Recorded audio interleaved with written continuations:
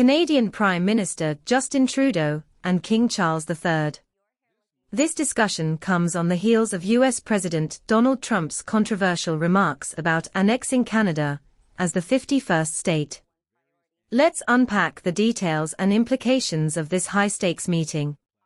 In recent weeks, President Trump has openly suggested that Canada should become part of the United States. He has proposed using economic force to achieve this goal, including imposing substantial tariffs on Canadian goods. These statements have raised alarms in Ottawa and beyond, marking one of the most serious threats to Canadian sovereignty since the War of 1812. In response to these unprecedented threats, Prime Minister Trudeau emphasized that protecting Canada's sovereignty is his top priority. He stated, "The idea of Canada becoming the 51st state is not something we take lightly. Our independence is fundamental to who we are as a nation." This sentiment reflects the resolve of Canadian leadership to maintain their autonomy in the face of external pressures.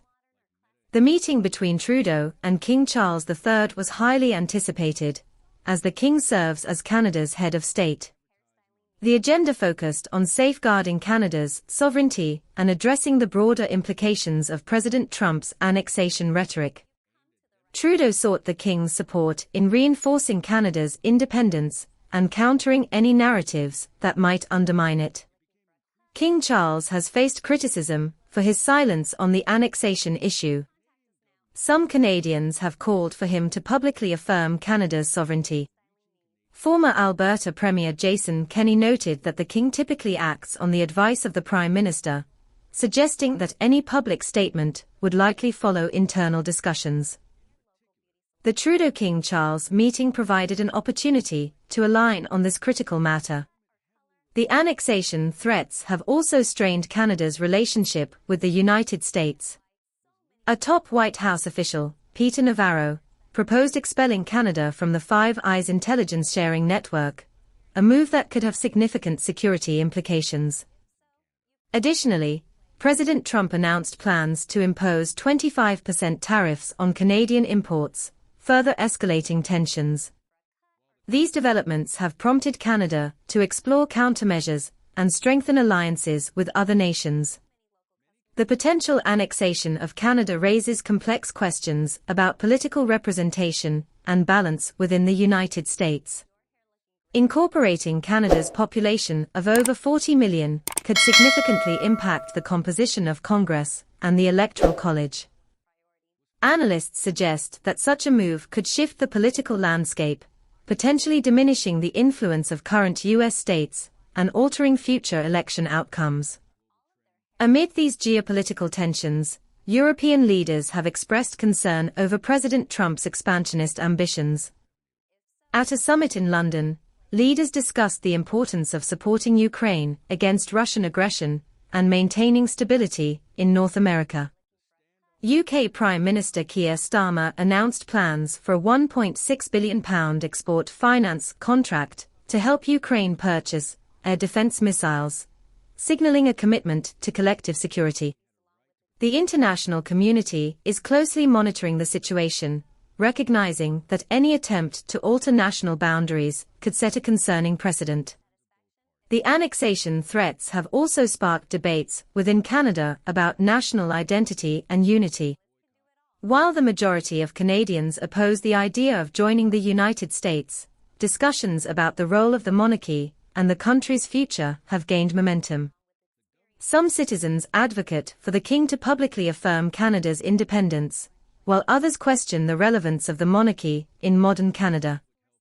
These debates underscore the complexity of national identity in a rapidly changing world. In response to the annexation rhetoric, Canadian officials have taken steps to reinforce national unity. Provincial leaders, including Ontario Premier Doug Ford, have launched campaigns emphasizing that Canada is not for sale. These initiatives aim to bolster national pride and reassure citizens of their country's sovereignty. The federal government has also explored economic measures to counter potential U.S. tariffs, signaling a readiness to defend national interests. The Trudeau-King Charles meeting concluded with a reaffirmation of Canada's sovereignty and a commitment to addressing the challenges posed by external pressures. While the King did not make a public statement following the meeting, sources indicate that he expressed support for Canada's independence and acknowledged the importance of a united front. This alignment between the monarchy and the Canadian government sends a strong message to both domestic and international audiences. As we reflect on these developments, it's crucial to recognize the broader implications of annexation threats in today's geopolitical landscape.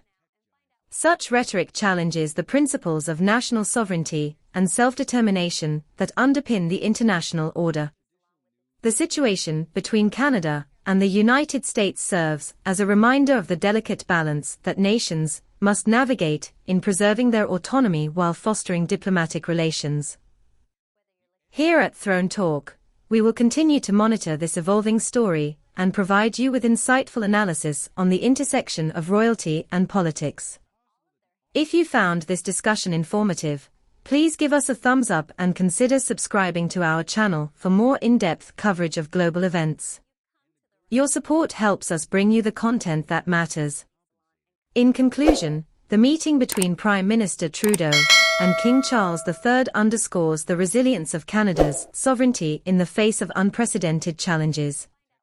As the situation unfolds, the unity and determination of the Canadian people and their leaders will play a pivotal role in shaping the nation's future.